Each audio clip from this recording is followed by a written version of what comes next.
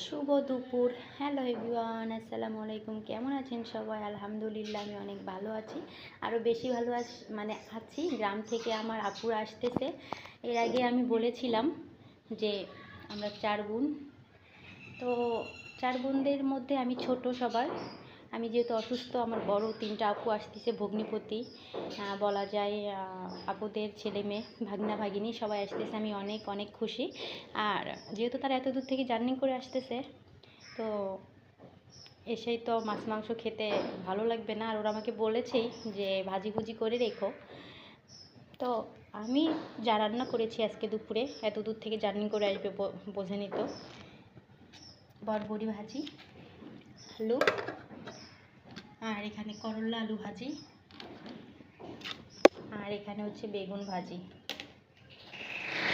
আর আরেকটা জিনিস দেখাই, আমার আপুরা আসবে যেহেতু, আমরা যে টোনাটনি থাকি, আর আমাদের ছোট ছোট পাতিল, তো যেহেতু বেশি মানুষ আসবে আমি রান্না করবো কীভাবে, তাই আমি পাতিলও কিনেছি।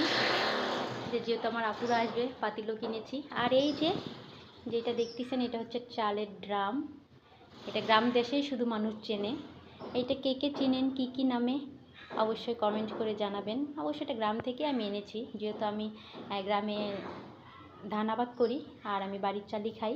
তাই আমার বাবা চাল অনেকগুলো করে নিয়ে আসা হয়, তো ড্রাম ছাড়া কেমন লাগে, তো আমার বাবা এই যে চালের ড্রামটা আমাকে পাঠিয়ে দিয়েছে। এটা কি, ঢাকা শহরের মানুষেরা চিনতেছে না, বলতেছে এটা কি। তো এটা কে কী নামে চেনো অবশ্যই কমেন্টে জানাইও। আরও একটা জিনিস, আমি এখানে গরুর গোশ দিয়ে মুগের ডাল এবং বুটের ডাল মিক্স করে রান্না করেছি। মুগের ডাল মানে বেশি আর বুটের ডাল অল্প করে দিয়েছি। এই যে গরুর গোশ দিয়ে, দেখুন মাশাআল্লাহ কালারটা কত সুন্দর হয়েছে। অনেকে যারা বলে যে আমি প্রত্যেকদিন এতগুলো করে রান্না করি, তো আজকেও আবার ভিডিও দেখালাম, যেহেতু আজকে আমার পাশে আরও গেস্ট আসবে, তো জার্নি করে আসবে, হালকা পাতলা কিছু রান্না করেছি। তারপর আমার আপুরা আসলে সবাই একসঙ্গে মিলে আবার রান্না করব। নেক্সট টাইম অবশ্যই ভিডিও দেবো কি রান্না করলাম, কি খেলাম, কোথায় ঘুরতে যাচ্ছি। ওকে, সবাই ভালো থাকবেন, আল্লাহ হাফেজ, সবার দাওয়াত রইল।